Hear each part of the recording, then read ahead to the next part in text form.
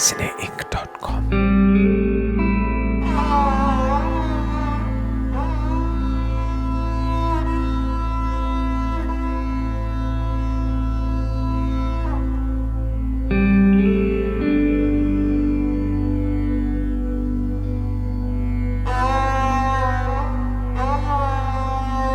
नमस्कार, आदाब। मेरा नाम परवेज़ आलम है और मुझे इंतहा खुशी है कि मेरे साथ एक बहुत ही मशहूर शख्सियत है। आपका नाम है शक्ति सिन्हा और शक्ति सिन्हा साहब बहुत कुछ हैं, लेकिन शक्ति साहब पहले तो मैं आपको आदाब करता हूँ और बहुत बहुत शुक्रिया ये वक्त देने के लिए।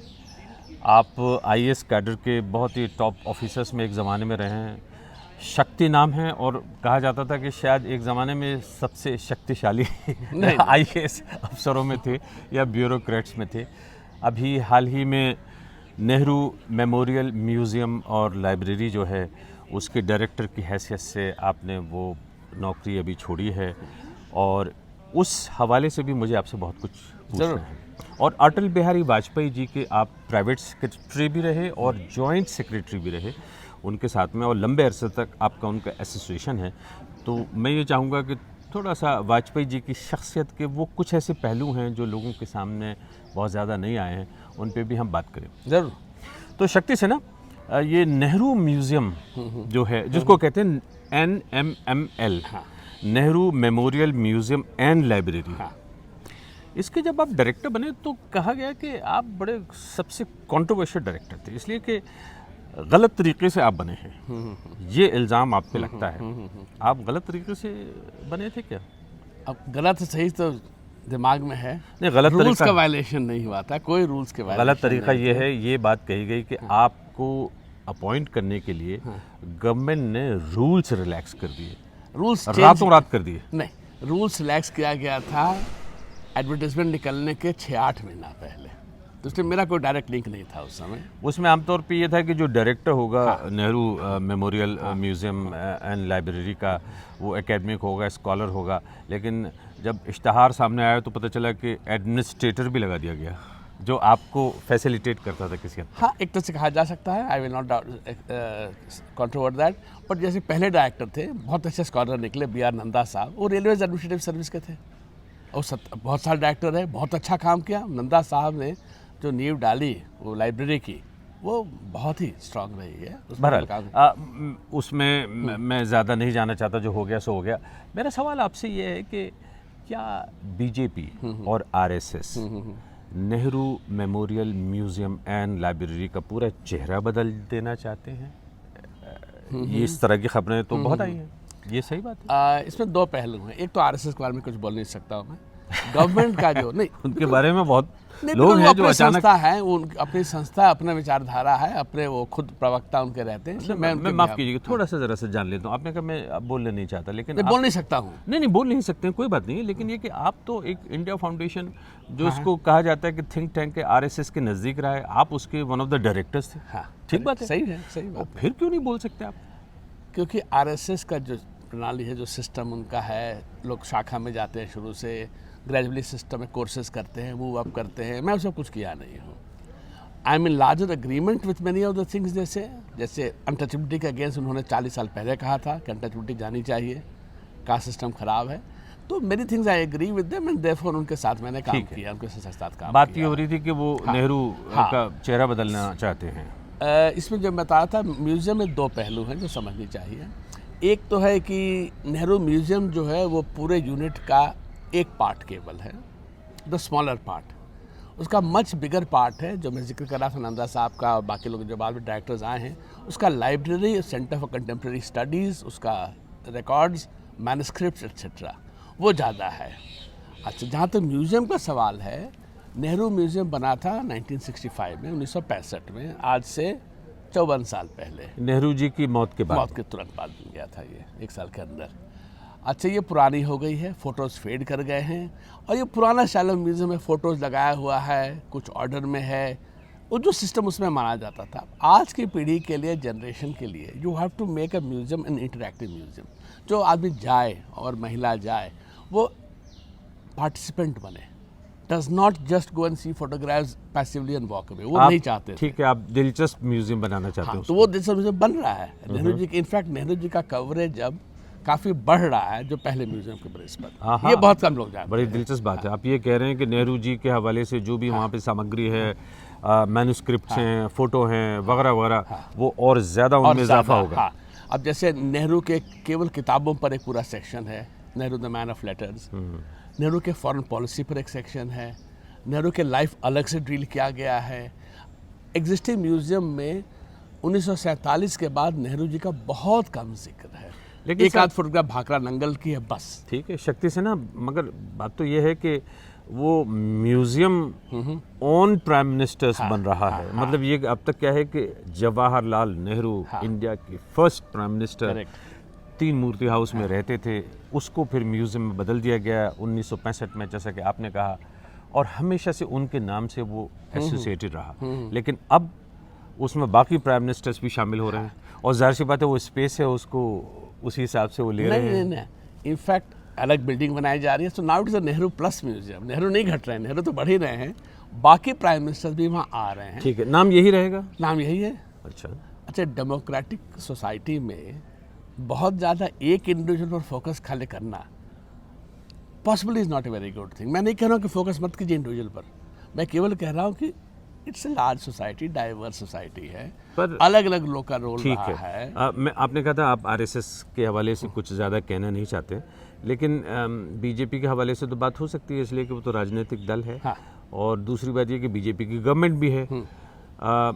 ये ख्याल क्या किया जाता है, बल्कि तकरीबन यकीन किया जाता है कि भारतीय जनता पार्टी में एक बड़ी तादाद में जो लीडरशिप है वो जवाहरलाल नेहरू की लीडरशिप को क्वेश्चन करती है, सवाल उठाती है। हाँ, ठीक बात है? सही, एकदम क्या सही। सवाल उठाती है?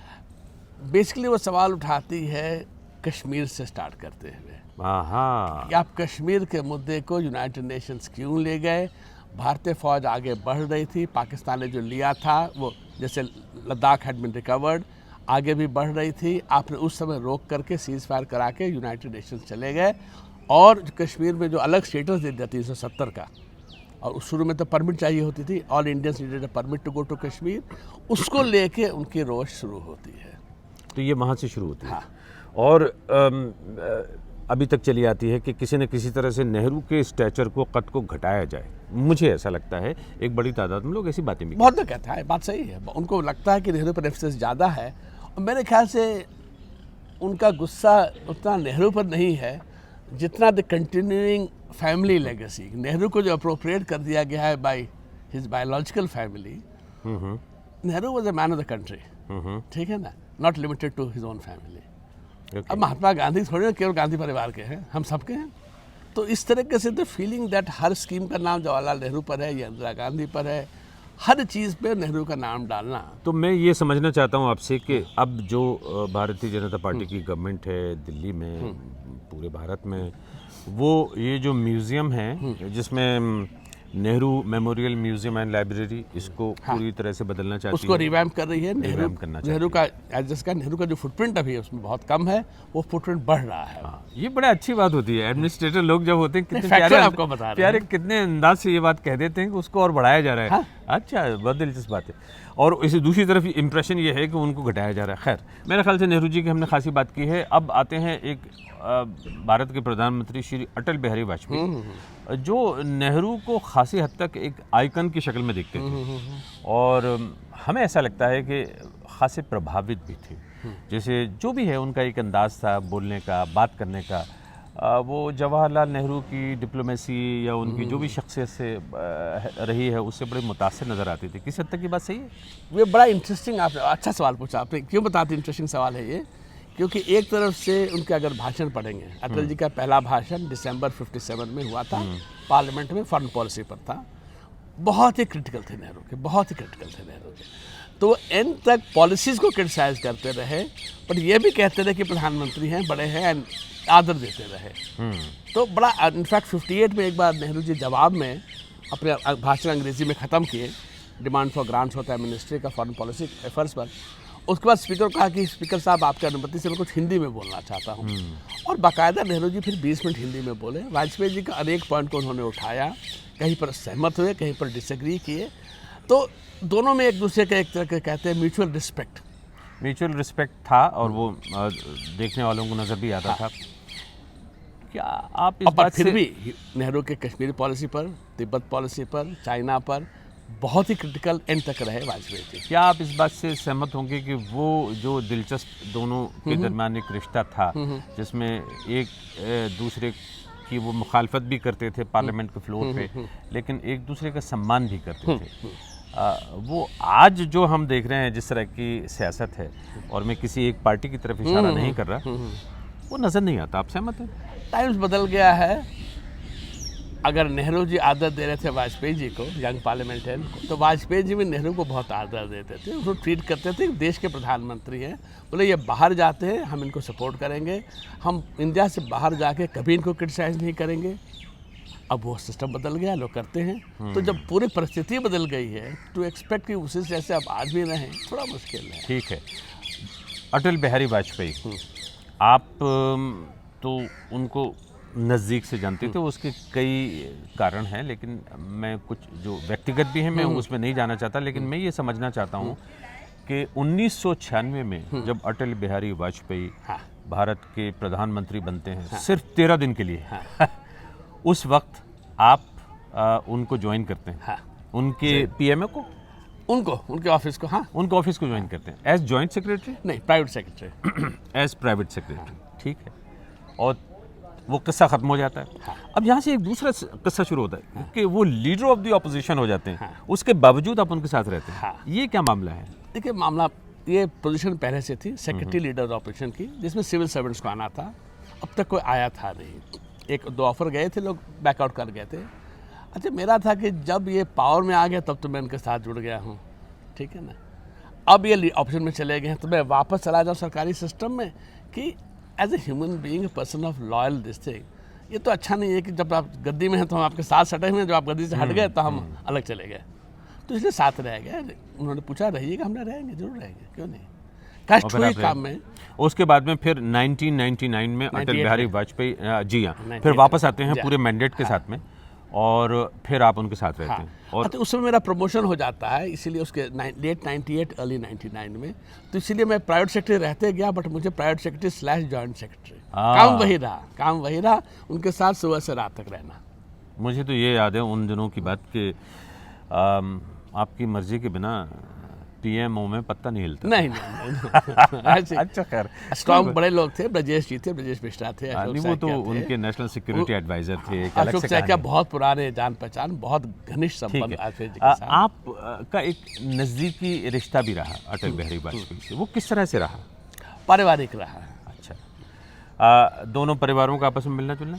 हाँ, हमारी वाइफ की फैमिली की तरफ से उनके यहाँ एक रिश्तेदारी रही, और ख़ास तौर पे जो उनकी एक एडॉप्टेड फैमिली कहा जाता है। जी हाँ। लेकिन आपका अपने हवाले से कुछ नहीं रहा? मतलब नेहरू जी से भी कभी कोई ना कोई पारिवारिक लिंक है आपका? मेरी वाइफ की फैमिली का है, मेरा नहीं। बड़ी दिलचस्प बात है। उनका भी नेहरू के परिवार से कुछ ना कुछ लिंक रहा, मैं उसमें नहीं जा रहा। तो आप एक पर्सनल लेवल पे भी अटल बिहारी वाजपेयी को जानते थे और वो आप पे भरोसा करते थे। जी। और उससे रिश्ता जो बना, तो मैं उनकी कुछ शख्सियत के वो पहलू हैं जिनके बारे में हम बहुत ज़्यादा जानते नहीं हैं। जैसे कि हमने वाजपेयी जी को जब रिकॉर्ड किया तो वाजपेयी जी एक ख़ास अंदाज से बोलते थे, और बीच में एक उनका पॉज आता था, उसको लोग कहते थे बड़ा प्रेग्नेंट सा पॉज होता था। उसकी खासे लोगों ने मिमिक्री भी की, हमारे एक दोस्त से बड़ी अच्छी सी नकल करते थे उनकी। लेकिन ये कि वाजपेयी जी बोलते थे तो बहुत शानदार बोलते थे। ये स्टाइल उनका शुरू से हुआ या बाद में कुछ ज़्यादा बन गया था? बाद में ज़्यादा बन गया था, क्योंकि मेरे ख्याल से जैसे वो राजनीति में आगे बढ़ते गए तो बड़े केयरफुल थे कि हर शब्द का इस्तेमाल, सही शब्द का इस्तेमाल किया जाए, कभी भी कोई गलत शब्द अशब्द ना बोला जाए। तो क्या किस तरह से यूज़ करते थे वो उसको, तो और किस तरह से लोग अपने माइंड में मेरे ख्याल से वो प्रोसेस करते थे कि एग्जैक्ट शब्द हम क्या इस्तेमाल करें। अच्छा, आज के ज़माने में आज वो ऐसा कर नहीं सकता है। टीवी के ज़माने में अगर वो पॉज देने लगे आजकल, it will not work at all. But उसमें लोग के पास समय ज़्यादा, और वो जो पॉज आता था उसमें लोग कुछ ना कुछ अपने हिसाब से लफ्ज़ फिट करते थे, है ना। तो इसीलिए, but at heart he was a writer. अच्छा वो लिखते बहुत अच्छा थे, मौका कम मिलता था, बट वो जितने इम्पोर्टेंट स्पीचेस देते थे उसकी बहुत तैयारी करते थे और लिखित में तैयारी करते थे। फॉर्मल स्पीच नहीं लिखते थे, हर एक मुद्दे पर स्टडी करके अपने खूब लिखते थे और पढ़ लेते थे, लिखते थे, रख देते थे, फिर बोलते थे। तो इसलिए वो एज ए मेंटल डिसिप्लिन मेरे ख्याल से मेरा वही है ना कि पार्लियामेंट में बोलने से पहले या और भी जो इम्पोर्टेंट मौके होते थे उस पर बोलने से बहुत पहले तैयारी करते थे, आप ये कह रहे हैं। हाँ। और तैयारी में उनका कुछ प्रैक्टिस करते थे लिख के नहीं, या वो अलग अलग मुद्दे पर जैसे नोट्स मंगाते थे, हम लोग नोट्स बनाते थे या पार्लियामेंट लाइब्रेरी से नोट्स मंगाते थे, वो सबको पढ़ते थे, फिर स्क्रिबल करते थे, pages and pages and pages. कोई ऑर्डर में नहीं होता था बट हर एक मुद्दे पर, और फिर अपने वो साथ रखते थे। मैं उसको देखते कभी नहीं थे, उसे पढ़ते नहीं थे। मेरे ख्याल से it was the process of refining the idea. तो इसीलिए जब वो बोलते थे तो गैप्स इसलिए आती थी कि उनको हरदम लगता था कि गलत शब्द अगर बोलेंगे उसका क्या इम्पैक्ट होगा। ओके। अटल बिहारी वाजपेयी जी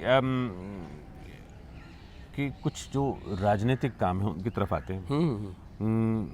एक उनकी एक्सेप्टेबिलिटी बहुत ज़्यादा थी जब नेशनल डेमोक्रेटिक अलायंस एनडीए जब बनता है तो सब ने उनको एक्सेप्ट किया, इसलिए कि थोड़े रिकॉन्सिलेशन वाले आदमी समझे जाते थे। ये वजह थी या इसकी कोई और वजह भी थी? नहीं, तो विकल्प की बात है, अल्टरनेटिव की बात है। हाँ हाँ, and he was the most acceptable face also, इसीलिए ठीक बात क्योंकि ठीक कह रहे हैं आप, उनमें वो दूसरे को सुनने का बहुत कैपेसिटी था। तो लोग को सुनते थे अच्छी तरह से, अमल करते थे उस पर। उनकी लेगेसी क्या है थोड़ा सा बताइएगा, फिर उसके बाद में मैं आपसे दो तीन बातें वो ऐसी हैं जो बहुत ही विवादास्पद हैं, कंट्रोवर्शियल हैं, उनकी तरफ भी मैं चाहता हूँ कि आपका जवाब चाहूँ। लेकिन पहले मैं आपसे सुन लूँ कि अगर आपको उनकी लेगेसी को डिस्क्राइब करना हो as a politician, as a statesman, वो क्या है? वही है कि वो ही ब्रॉट इन द आइडिया कि नेशनलिज्म जैसी चीज़ जो है वो नेगेटिव होना ज़रूरी नहीं है। Nationalism can be a positive feeling also. And अब बड़ा विवादास्पद शब्द है, बड़ा कंट्रोवर्शियल शब्द अब हो गया, the word Hindu, the word Indian. और उनके दिमाग में हिंदू और Indian was more or less on the same lines कि it has nothing to do with religious beliefs. इस रिलीजियस बिलीफ पर हम कभी डिस्क्रिमिनेट कर नहीं सकते, करेंगे नहीं। भाषा हो, उपासना पद्धति जैसे वो कहते थे, बिकॉज हिंदुस्तानी भाषाओं में रिलीजन के लिए कोई शब्द है नहीं, तो इसलिए वो उपासना पद्धति ज़्यादा वो कहते थे, मेथड ऑफ वर्शिप। और उन्होंने कुछ इस तरह का काम भी शुरू किया था कि जिसमें कि कन्वर्जन से नाराज़ थे वो खासे, कि यानी कि ईसाई बन जाएं, हिंदू धर्म के लोग या और दूसरे मतों के लोग। कन्वर्जन इससे थे कि बोलते थे अगर आदमी कन्विक्शन से जा रहा है दूसरी बात है, अगर उसके परिस्थिति का कोई फ़ायदा उठा के उसे कन्वर्ट कर रहा है तो इसलिए he was never against the converted के खिलाफ कभी नहीं बोले, क्योंकि बोले वो तो बेचारा विक्टिम है, उसको हम क्या बोलेंगे। ठीक है, मगर जो उसके परिस्थिति को, गरीबी को या बाकी को फ़ायदा उठा रहा है उस पर वो नाराज़ होते थे। ठीक है। मैं ये जानना चाहता हूँ कि ये बातें तो हैं, और देखिए वाजपेयी जी चले गए, हम सब उनको बहुत मानते हैं, लेकिन ये कि अगर कुछ विवादास्पद पहलू हैं, कंट्रोवर्शियल मुतनाज़, उनके बारे में बात करने में तो कोई हर्ज नहीं। नहीं मतलब इसलिए कि पॉलिटिशियन थे, सीधी सी बात है, सारा काम उनका पब्लिक डोमेन में है। पब्लिक डोमेन में है। मैं आपके सामने सवाल रखता हूँ कि अटल बिहारी वाजपेयी के यहाँ बड़े तजादात हैं, बड़े बड़े कंट्रोडिक्शंस हैं, विरोधाभास हैं। एक तरफ वो नेशनलिस्ट नज़र आते हैं, दूसरी तरफ वो सबको साथ लेके नज़र आना चाहते हैं, तीसरी तरफ सेक्युलरिज्म में लगता है उनका विश्वास है, चौथी तरफ कुछ और लगता है। मैं आपको मिसालें दे सकता हूँ। एकदम। जी, पहले तो ये विरोधाभास हैं, कंट्राडिक्शंस। अच्छा, हाँ, दम है। तो मैं उससे आपका सवाल बढ़ने से पहले महात्मा गांधी से पूछा गया कि आप एक ही मुद्दे पर कई बार अलग अलग चीज़ बोलते हैं, तो देखो समय बदलते रहता है, ऐसी बात, नथिंग इज फिक्स्ड। और फिर पूछा कि सही कौन है, बोलता है मेरा लास्ट वाला पढ़ लो, वो सही है। जो पहले बोला था वो खत्म हो चुका है। मैं लास्ट वाला, जैसे आपको मिसाल देता हूँ, जैसे कि थोड़ी दुखी करने वाली बातें हैं।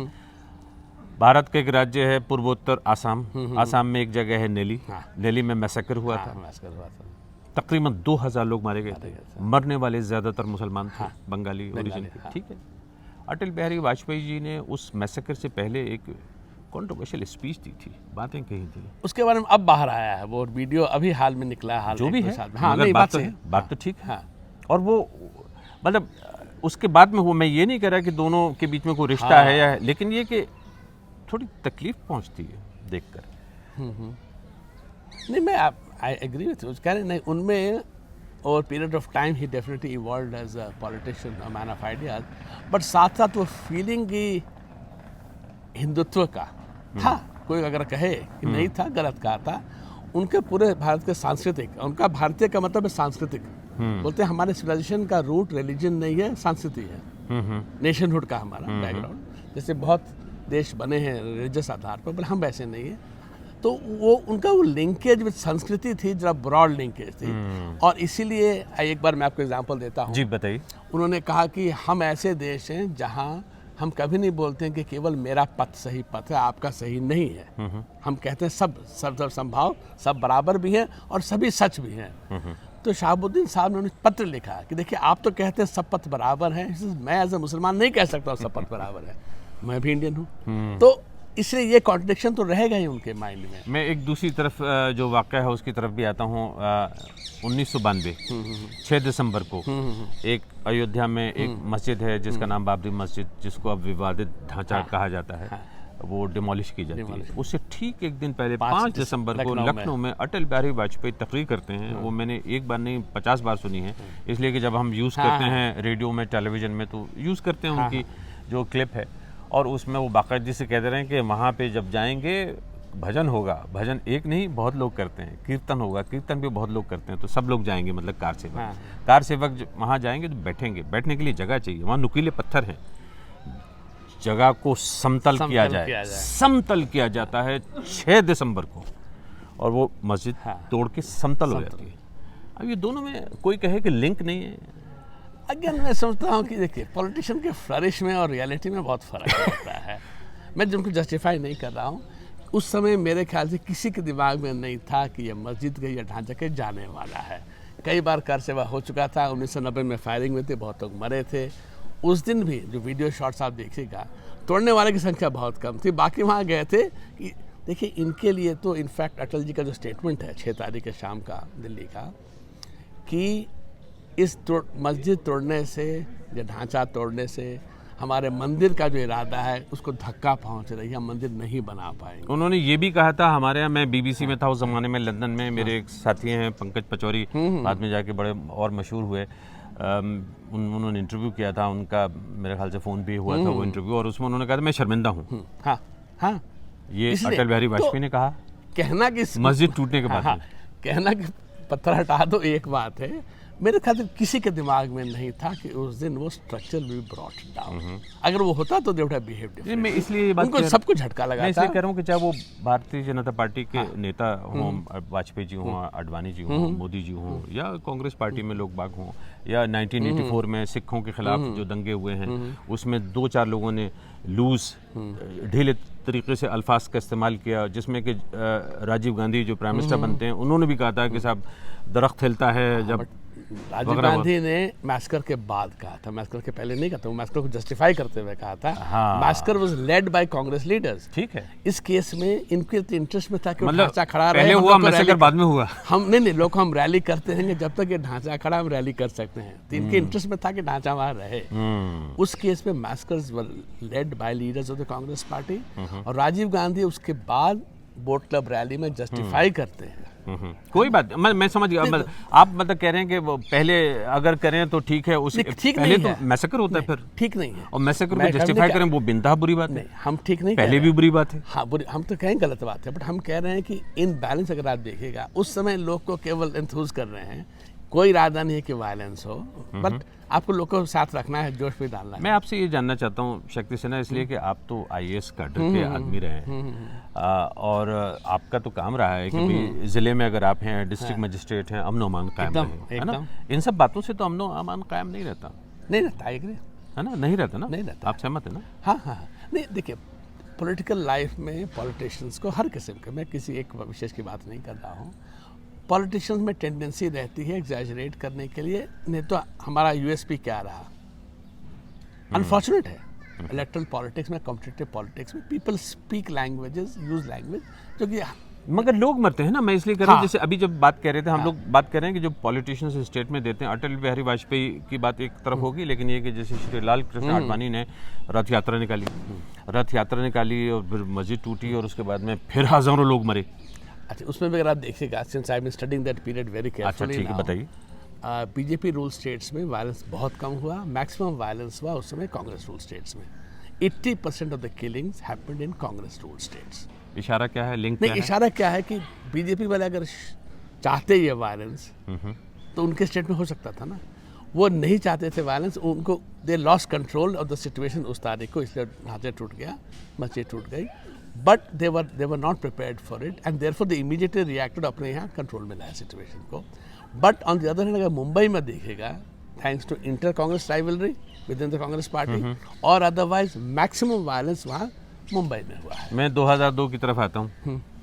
भारतीय जनता पार्टी की सरकार है, श्री नरेंद्र मोदी वहाँ के मुख्यमंत्री हैं, तकरीबन 2000 लोग मरते हैं। वहाँ तो कांग्रेस शासन नहीं है। नहीं, बात सही, it was a breakdown. But वहाँ ये भी देखिए कि कम से कम 350 हिंदू जो मरे, उसमें से 90% मरे पुलिस फायरिंग में।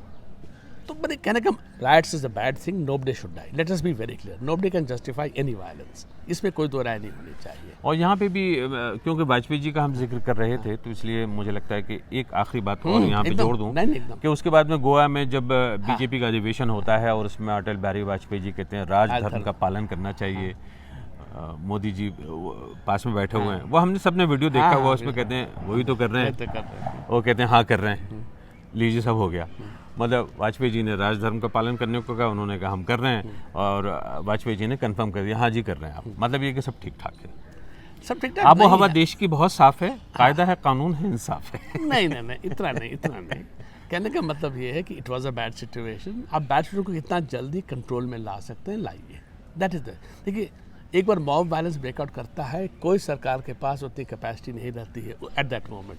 कितनी जल्दी आप फोर्सेस वहां ला करके नियंत्रण में ला एक बात बता दीजिए मुझे, ठीक है, ये सारी बातें तो हम ऑफिशियली ये सब जानते हैं, हो सकता है कुछ लोग देखने वाले कह रहे हैं, और खासतौर पे जो पत्रकार हैं वो कहते हैं भैया ये सब तो हम जानते हैं। हाँ, मैं आपसे कुछ और जानना चाहता हूँ। आप उस पूरे सिलसिले में अटल बिहारी नहीं, उस समय नहीं थे हम 2000 के बाद निकल चुके थे। 2002 के बाद भी निकल चुके थे, 2000 में निकल चुके थे। मैं उनके हाँ, साथ 3.5 साल क्लोजली रहा, up to the end of 99, early 2000। उस समय मैं अमेरिका चला गया फिर मैं, बट अखबार पढ़ते रहते थे, इंडिया जाते थे, मिलते ही रहते थे, अब खबर तो रोज रहती थी, इंटरनेट आ गया था, तो हम समाचार.com पर रोज। मैं ये समझना चाहता हूँ कि अटल बिहारी वाजपेयी का जो कार्यकाल है, जिसमें उन्होंने इन सारी चीज़ों को मैनेज किया, वो यही एडजस्टमेंट था कि एक्सट्रीमिस्ट जो भी फोर्सेस हैं पार्टी के अंदर होते हैं, हर एक में होते हैं, कांग्रेस में भी होते हैं, कुछ थोड़ा राइट विंग है, लेफ्ट विंग है, उसको बैलेंस करने का काम रहेगा, इम्पोर्टेंट रहता है ये हर एक पार्टी में। देखिए, आप हमारे parties are not purely ideological parties, काफ़ी वेरिएशंस रहता है। कांग्रेस पार्टी में you have people from the extreme right who are as BJP, we have people on the left also. हर एक पार्टी में इंट्रा पार्टी टेंशन्स रहती हैं। मैं समझता हूँ, मैं ये जानना चाहता हूँ आपसे, तो क्या ये कह सकते हैं कि अटल बिहारी वाजपेयी जी ने उसको कंटेन किया, जो भी एक्सट्रीमिस्ट एलिमेंट्स हैं पार्टी में, किसी हद तक थामे रखा? कंटेन किया कि कैरी किया, it's a matter of interpretation. क्योंकि देखिए, आदमी परिस्थिति को देखता है, सर्कमस्टांसेस को देखता है। कोई ऐसा सिचुएशन नहीं है जो कि हर एक आदमी हर बार गलत हो। कई जगह, कई मुद्दे पर कई लोगों का पॉइंट ऑफ व्यू सही होता है, तो इसलिए one should be open to everybody. ये जो ज़माना है अटल बिहारी वाजपेयी जी का, उसमें कुछ इस तरह की भी बातें आती थी कि कॉकस बन गया है उनके आसपास, और शुरू के दिनों की बात है, क्योंकि आपने कहा कि आप तो फिर चले जाते हैं, जल्दी चले जाते हैं, ठीक है, तो आप को नहीं जोड़ा जा सकता बहुत चीज़ों से। 2004 तक जो चलता है, और उसमें जो बैकरूम बॉयज़ होते थे, शुरू में तो आप होते थे बैकरूम बॉयज़, बैकरूम बॉय तो थे ना, पीछे से चीज़ें बैकरूम तो थे। भाई, हमारा काम था टू फैसिलिटेट, खाली हमारा केवल काम था दरबान का, वॉचमैन का। ठीक है, लेकिन उसके बाद में कुछ चीज़ें ऐसी हुई जिसकी तरफ लोग इशारा करते थे। मेरे ख्याल से पावर ऐसी चीज़ है ना, पावर से आदमी कॉन्फिडेंस पे आ जाता है, और साथ साथ नर्वसनेस भी आ जाता है कि कल नहीं रहेंगे। तो इसलिए ये पावर के अराउंड ग्रुपिज्म, क्लीकिज्म जो कहिए, हर जगह धीरे धीरे आ ही जाती है। अगर वहाँ आई थी इस समय, आई एम नॉट सरप्राइज्ड। मैं आपसे थोड़ा सा और ज़रा सा समझ लेता हूँ कि अटल बिहारी वाजपेयी जी के बाकी जो रिश्ते हैं, कुछ मुझे थोड़ी सी ऐसी बात बताइएगा जो शायद हमने सुनी ना हो। अटल बिहारी वाजपेयी जी और लाल कृष्ण आडवाणी जी एक दूसरे के साथ में एक अंडरस्टैंडिंग थी, लेकिन कहा जाता था उस ज़माने जैसे दो कैंप्स हैं। अटल जी के पास कोई कैंप नहीं था। हाँ, on many things they disagree, Advani ji और अटल जी, बहुत सी चीज़ में उनके डिसएग्रीमेंट्स होते थे। बट ऐसा अटल जी का कोई कैंप है, कोई ग्रुप है, मेरे ख्याल से नहीं। वो अपने आप को हरदम समझते थे। किस तरह की चीज़ों पे डिसएग्रीमेंट्स होते थे? नहीं, पॉलिसी इश्यूज में, जैसे अब उन्होंने खुद लिखा रथ यात्रा पर, वो रथ यात्रा के विरुद्ध थे, वो नहीं चाहते थे रथ यात्रा। अटल बिहारी वाजपेयी रथ यात्रा जो निकाली हाँ, आडवाणी जी ने, हाँ, उसके खिलाफ थे। हाँ, खिलाफ थे। क्यों खिलाफ थे? अब उनको लगा कि स्ट्रीट लेवल पर ऐसे मुद्दे को उठाने से शायद टेंशन बढ़ सकती है। बट एक बार पार्टी डिसाइड कर ली, फिर पब्लिकली उन्होंने कभी उसके बारे में बोला नहीं। जो बोला प्राइवेटली पार्टी में बोला, गलत है ये, पब्लिकली कभी नहीं बोला। तो बैलेंस करना between loyalty to the party and your own ideas, ये भी। और किस तरह के डिसएग्रीमेंट रहे उनके? अब इतने साल हो गए, 20-22 साल हो गए हमें। आइए अफसर की याददाश्त आप लिखते हैं। नहीं, ऐसी अरे बात क्या नहीं बात है। कर रहे हैं साहब, मतलब ऐसा आपको याद से है, हाँ। है ना। जैसे कहा जाता है कांधार में ही was, Advani ji was against giving into the hostages, और यहाँ तक कि लोग मरने की स्थिति में आ गए थे, तो गवर्नमेंट पर प्रेशर था, तो इसीलिए। तो उसमें वाजपेयी जी ने सहमति जाहिर की कि ठीक है, अब ऑप्शन नहीं है। आतंकवादियों को छोड़ हाँ, दिया जाए, हाँ, और कोई ऑप्शन नहीं था। क्योंकि कांधार में प्लेन थी, कांधार पर आपके पास कोई एक्सेस भी नहीं था कांधार में जाने के लिए।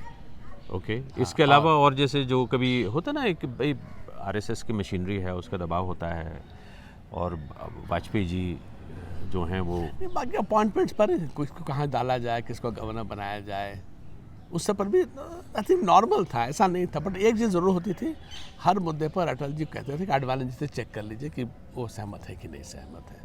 तो इसलिए एक पार्टनरशिप भी था, ऐसा नहीं है। It was only a matter of confrontation, तो नॉट अ पार्टनरशिप। हर मुद्दे पर चेक करवाते थे कि आडवाणी जी का क्या कहना है इस पर। ठीक है, हमने उनके बहुत ही जो विवादास्पद पहलू उनके बारे में बात की, आपसे पूछा भी, और कुछ जो भी सोचने समझने वाले लोग हैं वो अपनी पिक्चर बना सकते हैं। थोड़ी सी सॉफ्ट साइड पिक की बात कर लेते हैं वाजपेयी जी, क्योंकि हमने तो जो सख्त बातें हैं उनका जिक्र किया है।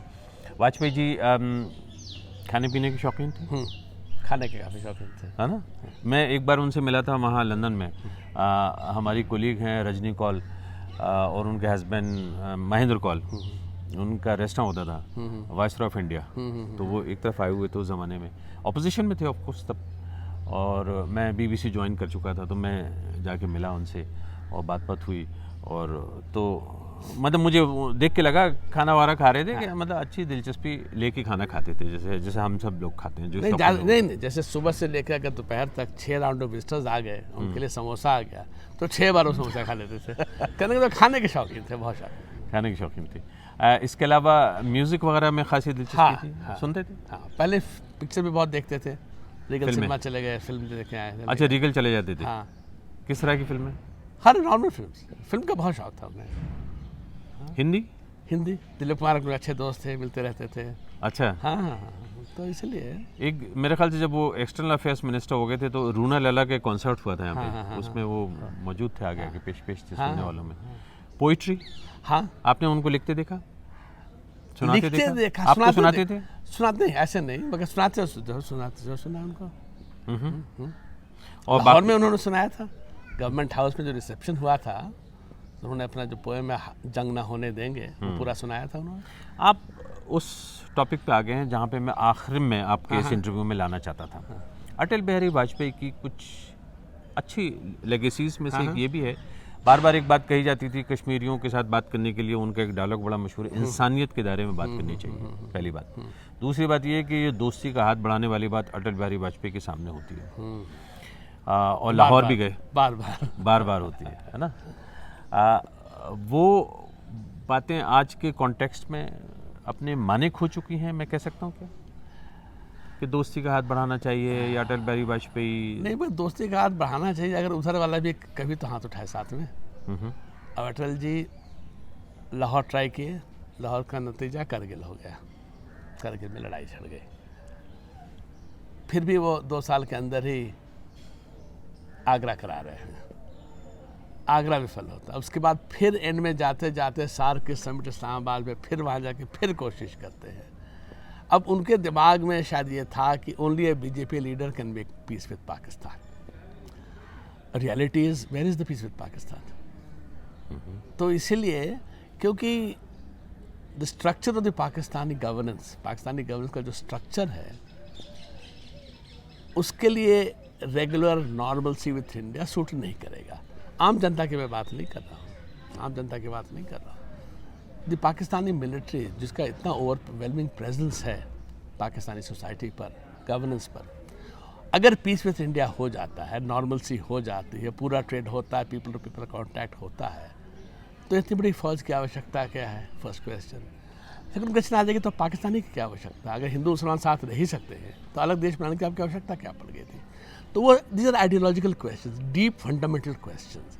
और हम एक्सपेक्ट करें कि पाकिस्तान में सब छोड़ के हमारे साथ अमन करे, मेरे ख्याल से वो जरा विशफुल थिंकिंग है। तो मतलब इसी तरह से लॉगर हेड्स एक दूसरे के खिलाफ अड़े रहेंगे, कभी बढ़ेगा डटे कभी रहेंगे? घटेगा। हर प्रधानमंत्री विदाउट डिस्टिंक्शन, पंडित नेहरू हो, इंदिरा गांधी रही हो, लाल बहादुर शास्त्री तक, जो वॉर के पहले लंदन में मुलाकात हुई अयूब खान से, हर इंडियन प्राइम मिनिस्टर यही कोशिश रहा है कि किस तरीके से पाकिस्तान के साथ नॉर्मलसी बने।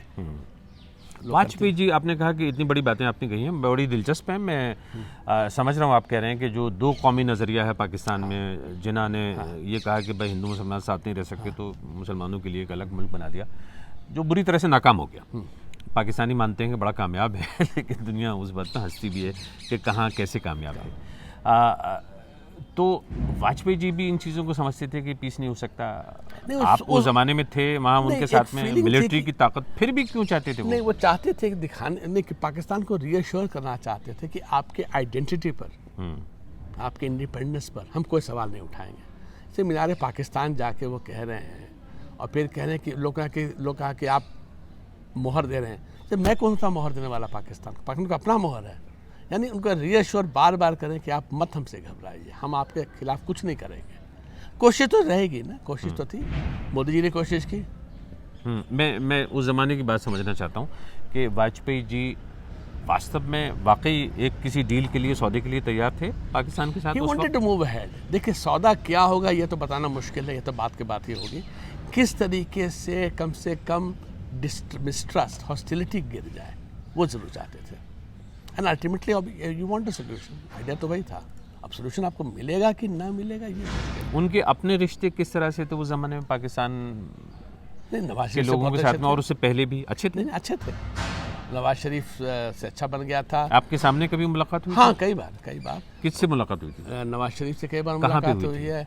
पहली बार तो कोलंबो में हुई थी, हम लोग कुछ ही देर साथ बैठे थे। न्यूयॉर्क में लंबे साथ बैठे थे, लाहौर में लंबे साथ बैठे थे। फ़ोन से कम मेरे सामने 7-8 बार बात हुई है, अच्छी बात होती थी। पाकिस्तान के फॉर्मर मिनिस्टर थे मुबशिर हसन, मतलब हिंदी उर्दू मिली-जुली ज़बान में होती थी? एक बार इसमें मजाक हुआ कि लंच के बाद न्यूयॉर्क में नवाज शरीफ को जाना था, तो नवाज शरीफ उठने लगे, बोले इजाज़त है। तो इजाज़त वर्ड रोक के, क्योंकि वो भी हिंदी फिल्म बहुत देखते थे, तो उन्होंने कहा आ गया। तो वाजपेयी जी ने फट से बाद में इजाज़त है। तो उस तरीके का बड़ा अच्छा कंफर्टेबल रिलेशनशिप था। पाकिस्तान के जो उस वक्त वज़ीर आज़म थे नवाज शरीफ, उन्होंने कहा इजाज़त, फिर रुक गए, फिर उन्होंने कहा आज्ञा दीजिए, और वाजपेयी जी ने कहा इजाज़त थी। तो अच्छी, मतलब एक लेवल पे दोनों के बीच में डायलॉग था। और उस समय भारत पाकिस्तान से चीनी इंपोर्ट कर रहा था, रात में शुगर शॉर्टेज था। वाजपेयी जी बोलते कहते कि हाँ, आपका चीनी बहुत मीठा है। छोटी चीज़ है, बट जस्ट टू कन्वे कि भाई हम आपके साथ हैं ना। इसके अलावा और जो दोनों के बीच में डायलॉग था, वो इस बारे में था कि कुछ मिल बैठ के कैसे आगे बढ़े। हाँ, कैसे आगे बढ़े। नवाज शरीफ भी चाहते थे, एज ए बिजनेसमैन थे, वो देखे पाकिस्तान तभी तरक्की करेगा तो भारत के साथ नॉर्मल सी रहे, उतना रिसोर्सेज डिफेंस में नहीं जाएगा, ट्रेड रूट्स खुल जाएंगे तो दोनों को फ़ायदा होगा, दोनों इकॉनमीज को फ़ायदा होगा। नवाज शरीफ भी समझ रहे थे। मैं ये जानता हूँ शक्ति से ना, इसलिए कि थोड़ी बहुत जो मैंने नज़र रखी है कि आप पाकिस्तान के मामले पे भी और इंटरनेशनल इश्यूज़ पे भी आप बोलते हैं, और आपने लिखा भी है इस बात। तो उसकी वजह यह है कि आपने एक डिप्लोमेट की हैसियत से भी काम किया ना, तकरीबन। क्या था वो काम? वो यूनाइटेड नेशंस के लिए मैंने अफगानिस्तान में 3 साल काम किया था, उनके गवर्नेंस यूनिट का मैं इंचार्ज था। तो आप तो अफगानिस्तान पाकिस्तान नज़दीक से देख के आए हैं इन चीज़ों, तो इसलिए पाकिस्तान को हम उस तरह से भी देख के आए हैं, केवल पूर्व से नहीं, पश्चिम से भी देख के आए हैं। उनका नज़रिया क्या है पाकिस्तान की तरफ? 2-3 बातें बता दीजिए, लोग मुझसे शिकायत करेंगे, और मुझे उस पर कोई ज़्यादा आपसे ज़्यादा सवाल नहीं करने हैं। लेकिन ये कि ये जो आर्टिकल 370 का एब्रोगेशन होता है, उसके आपके ख़ानदान के कश्मीरियों के साथ बहुत गहरे संबंध हैं, मुझे पता है, मैं उसकी गहराई में नहीं जाना चाहता। तो इसके बाद पाकिस्तान के साथ संबंध, कश्मीर की बात छोड़ देते हैं, कश्मीरियों के साथ में कैसे होंगे फिलहाल, किस तरह से देखते हैं आप अगले 4-5 सालों में, किस तरह से अनफोल्ड हो रहे हैं, कहाँ जाएंगे? देखिए, एक तो आर्टिकल 370 कॉन्स्टिट्यूशन में रहेगा, वो गया नहीं है। In effect it has been hollowed out, but रहा है। अच्छा, पाकिस्तान के साथ कहना बहुत मुश्किल है, बिकॉज पाकिस्तानी आर्मी ने जैसे दिखाया, जिस तरीके से इमरान खान को प्राइम मिनिस्टर बनाया गया, ज़बरदस्ती इलेक्शंस को रिग करके। इलेक्शन के पहले सबको पता था, दुल्ला साहब ने भी आपको बताया इलेक्शन के पहले कि मेरे साथ एक इंटरव्यू है, सही कह रहे हैं आप। हाँ, कि इमरान खान बनने वाला, सबको पता था बनने वाला, क्योंकि फौज ने डिसाइड कर लिया था बनने वाला। अब अच्छा, अभी अमेरिका और चाइना का रिलेशनशिप भी बिगड़ रहा है। Pakistan is now firmly in the Chinese camp. वो कहते हैं आप इंडिया तो you are in the American camp, America आपको यूज़ कर रहा है अगेंस्ट चाइना। तो इसलिए जो इवॉल्विंग सिचुएशन है अगले कुछ सालों का, बहुत अच्छा नहीं लग रहा है मुझे। मेरे ख्याल से ये चाइनीज़ अमेरिकन जो रिलेशनशिप है वो जितना बिगड़ेगा, उतना प्रभाव उसका, ठंडी हवा जो ऊपर हिमालय से आएगी, वह डेफिनेटली हमारे रीजन में भी उसका असर पड़ेगा। आखिरी बात, कश्मीरी और भारत, और ये वो जो लीडर्स हैं जो इस वक्त हिरासत में हैं, एक बड़ी तादाद में जिनको लिया गया फौरी तौर पे, जैसे कि शेख अब्दुल्ला के बेटे फारूक अब्दुल्ला के बेटे उमर फारूक वगैरह वगैरह। और ये आप तो इनको नज़दीक से देखे हैं, आपके कैसे ताल्लुकात रहे हैं फारूक अब्दुल्ला के? बहुत पर्सनली कुछ नहीं था, पर्सनली कुछ नहीं था, ठीक। मैं I was prime to prime minister, बस लोग आते थे, मिलते थे, मैं सुनता था बात बस। लेकिन ये कि फारूक अब्दुल्ला के अच्छे ताल्लुकात थे वाजपेयी जी से, ठीक है, कहना सही होगा? हाँ, दम सही है, बिल्कुल सही बात। अच्छा, ठीक है, तो मैं ये कह रहा हूँ कि इसको आप किधर जाते हुए देखते हैं? मतलब जो इंडिया का रिलेशन है कश्मीर के साथ, आपने कहा कि आर्टिकल 370 रहेगा, मैं समझ गया, आप ये कह रहे हैं कि उसको डाइल्यूट किया गया है, ठीक है ना, लेकिन कॉन्स्टिट्यूशन, हाँ ठीक है, मगर ये यूनियन टेरिटरी बना दिया गया रातों रात। मगर ऊपर स्टेट बन जाएगा, मेरे ख्याल से स्टेट तो बन ही जाएगा। बन जाएगा? हाँ, कैसे? 2-3 साल में स्टेट बन जाएगा। बेसिकली अभी है कि to see that violence doesn't come back to Kashmir, extremism does not come back, तब जाके स्टेट तो बनाएंगे ही।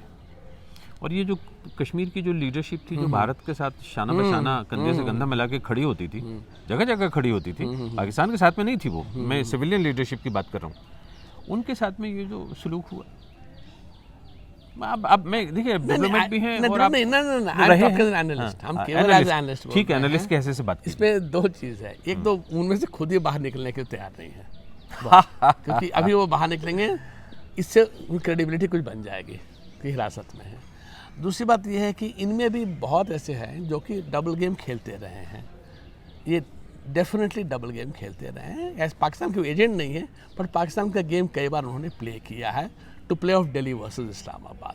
क्योंकि ये जो कहते हैं ना रेंटियर कॉन्सेप्ट है कि हमारा लोकेशन के चलते we are important to India, हमारा लोकेशन के चलते Pakistan wants to use us and therefore इसका फ़ायदा उठाया जाए।